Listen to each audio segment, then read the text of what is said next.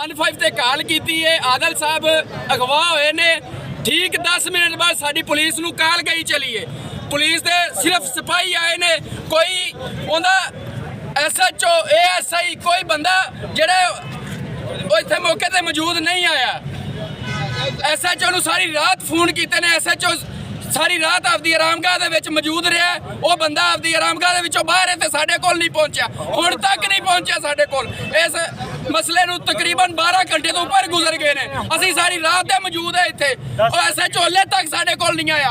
कोई इस तो उत्ते दा बंदा साडे कोल मौजूद नहीं हैगा। पुलिस भी रात दी गैब हैगी है। इंतजामिया इंतजामिया मुर्दाबाद, पुलिस मुर्दाबाद, श्रीनगर च 2 बंदा की कोई बोलने वाला नहीं है। इत्थे आम बंदे की जिंदगी रह गई कीड़े मकोड़े तरह। मेरे वाला साहब दुकान बंद करके घर जा रहे थे। यार रस्ता घर जाता आदर रफीक नाम है। आदर रफीक किराना स्टोर गली में इंटर हुए ने। ये सो के गैप हो गए ने। ये बाजियाब कराया जाए, ये पता कराया जाए किधर गए ने, सारा कुछ ट्रेस करवाया जाए। तो पुलिस साडे नाल कोई तामन नहीं कर रही। मेहरबानी करो इन्हों